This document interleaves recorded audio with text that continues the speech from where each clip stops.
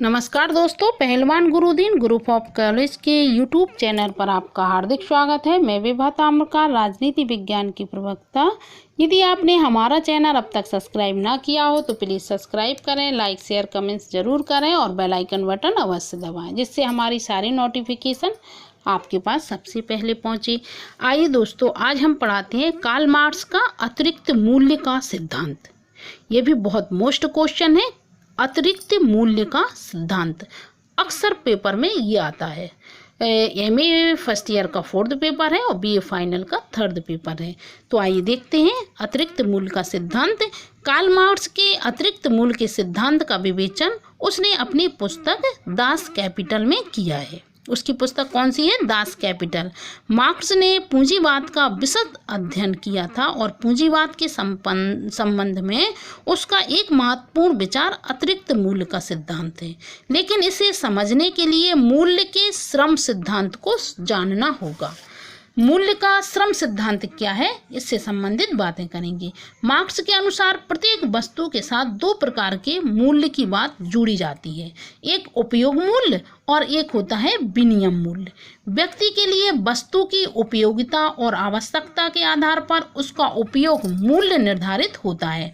जैसे प्यासे के लिए पानी का निश्चित रूप से बहुत अधिक उपयोग मूल्य है, जबकि एक अन्य व्यक्ति के लिए जो प्यास का अनुभव नहीं कर रहा है, पानी का कोई उपयोग मूल्य नहीं है।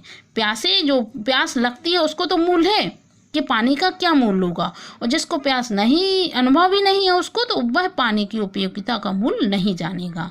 विनिमय मूल्य का प्रश्न तब उपस्थित होता है जब किसी वस्तु को बाजार में बेचा जाता है। जिस मूल्य का खरीदार विक्रेता से उस वस्तु को खरीदता है उसे उसका विनिमय मूल्य कहते हैं। उदाहरणतः यदि 1 टन गेहूं के बदले 2 थान कपड़ा या 1000 रुपये की राशि प्राप्त की जा सकती है तो यह 1 टन गेहूं का विनिमय मूल्य है। आगे बात समझ में आपको? जैसे उदाहरण में 1 टन गेहूं के बदले 2 थान कपड़ा या 1000 रुपये की धनराशि प्राप्त की जा सकती है तो यह 1 टन गेहूं का विनिमय मूल्य है। मार्क्स के अनुसार अर्थव्यवस्था की विवेचना की दृष्टि से विनिमय मूल्य का ही महत्व है। सभी वस्तुएं बाजार में बेची व खरीदी जाती हैं। इससे यह स्पष्ट होता है कि कोई ऐसा सामान्य तत्व अवश्य है जो इन सभी वस्तुओं में विद्यमान रहता है।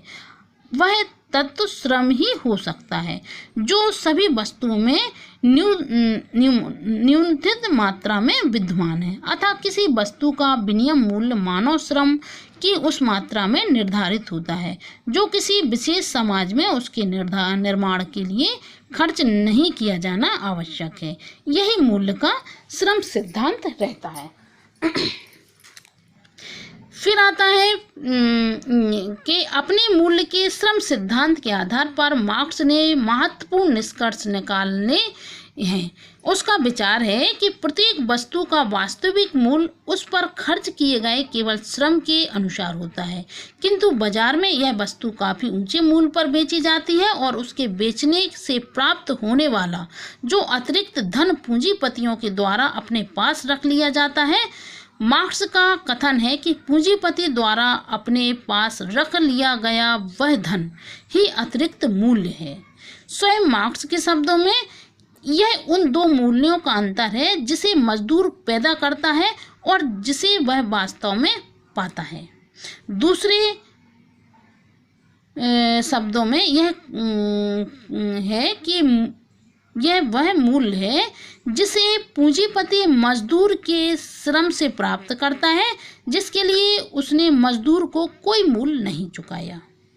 मतलब जो प्रॉफिट होती है तो वो उसमें से कीमत निकाल के जो फायदा बचता है वह पूंजीपति रख लेता है, जबकि वह मजदूर की खून पसीने की कमाई होती है, उसमें मजदूर का खून पसीना लगा रहता है, वह मजदूर को नहीं मिलता है।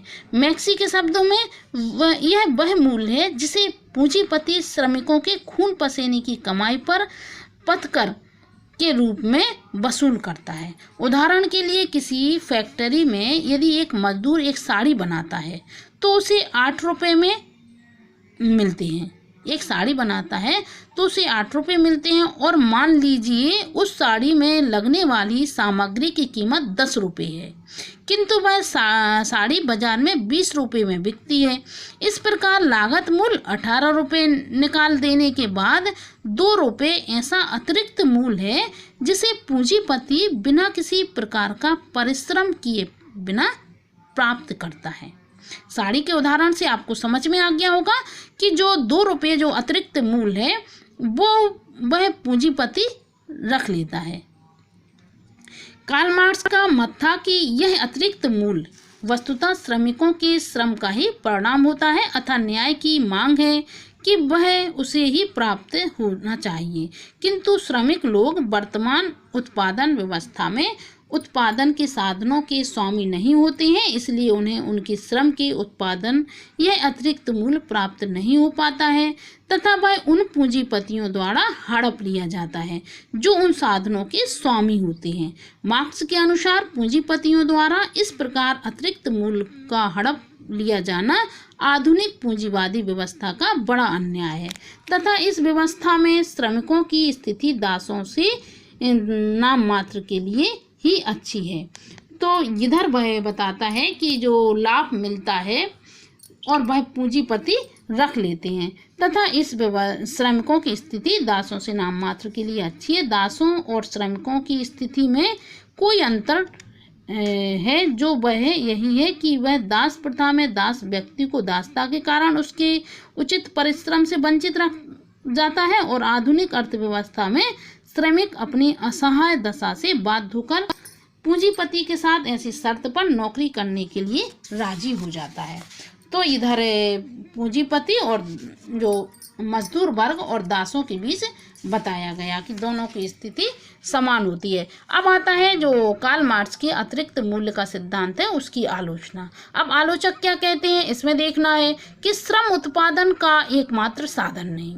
मार्क्स ने आर्थिक व्यवस्था के संबंध में श्रम को ही वस्तु के मूल्य का एकमात्र व अंतिम निर्धारित तत्व माना है और यह प्रतिपादन किया है कि पूंजीपति जिसे लाभ कहते हैं वह श्रम का अतिरिक्त मूल्य है।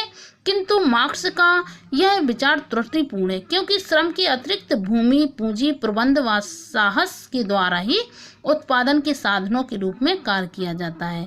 अतः लाभ को केवल श्रम का अतिरिक्त मूल्य न कहकर यदि इन सभी साधनों का परिणाम कहा जाए तो अधिक तर्कसंगत और औचित्यपूर्ण होगा। फिर है पूंजीपति द्वारा किए जाने वाले अनेक व्ययों का उल्लेख नहीं। तो मार्क्स के द्वारा इस बात को ध्यान में नहीं रखा गया कि वस्तुओं के उत्पादन में पूंजीपतियों को श्रमिकों की अतिरिक्त अन्य अनेक बातों पर धनराशि व्यय करनी होती है, क्योंकि पूंजीपति को भी बहुत बड़ी बड़ी फैक्ट्रियां खुलवानी पड़ती हैं, बड़ी बड़ी मशीन लानी पड़ती हैं, जगह का इंतजाम करने पड़ता है जब वह इतनी बड़ी फैक्ट्री लगा पाता है। तो यह आलोचक कहती हैं यदि वह जो अतिरिक्त मूल्य बचता है वो भी मजदूरों को दे दें तो फिर उन्हें फायदा क्या होगा। तो सिद्धांत अस्पष्ट और अतिरंजित है, क्योंकि अलेक्जेंडर ग्रे कहते हैं कि कोई भी हमें यह नहीं बता सकता कि मूल्य से मार्क्स का वास्तव में क्या अभिप्राय है। कहती हैं कि हमें क्या अभिप्राय है मार्क्स का, यह मजदूर दुगने या तिगने कर दिए जाएं, मुनाफा भी स्वयं में ही दूना या तिगुना हो जाएगा। मानसिक श्रम की उपेक्षा तो मार्क्स ने केवल शारीरिक श्रम को ही श्रम माना है और मानसिक श्रम की उपेक्षा की है। वस्तुतः तकनीकी ज्ञान, प्रबंध पटुता और व्यवसाय कुशलता वस्तुओं के निर्माण और तैयार वस्तुओं के लिए उपयुक्त बाजार ढूंढने में महत्वपूर्ण योगदान देता है, जबकि यह श्रम शारीरिक श्रम पर महत्व देता है, जबकि मानसिक श्रम भी पूंजीपतियों का होता है। वह बाजार ढूंढते हैं कि कहाँ हमें ये चीज़ बेचना है, कितनी हमें पूंजी लगाना है, तो ये उसका गलत है। फिर ये सिद्धांत विरोधाभास युक्त है। तो मार्क्स के अतिरिक्त मूल्य के सिद्धांत में अनेक विरोधाभास भी देखे जाते हैं। मार्क्स एक और तो कहता है कि पूंजीपति अतिरिक्त मूल्य अथवा लाभ के लिए नई मशीनें लगाता है, किंतु दूसरी ओर यह भी कहता है कि मशीनें कच्चे माल आदि से कोई अतिरिक्त मूल्य प्राप्त नहीं होता। अतिरिक्त मूल्य केवल श्रमिकों से ही मिलता है। मार्क्स की ये दोनों ही विचार परस्पर विरोधी है। तो अतिरिक्त मूल्य का जो सिद्धांत है उसकी आलोचना भी की जा सकती है कि पूंजीपति यदि जो अतिरिक्त मूल्य की बचत ना करे, स्वयं ना रखे, तो वो मजदूरों को कैसे रखेगा, कैसे उन्हें नौकरी देगा। यही उसकी लाभ होता है, यही उसका प्रॉफिट होता है। आशा करती हूँ दोस्तों ये भी आपको समझ में आ गया होगा। धन्यवाद।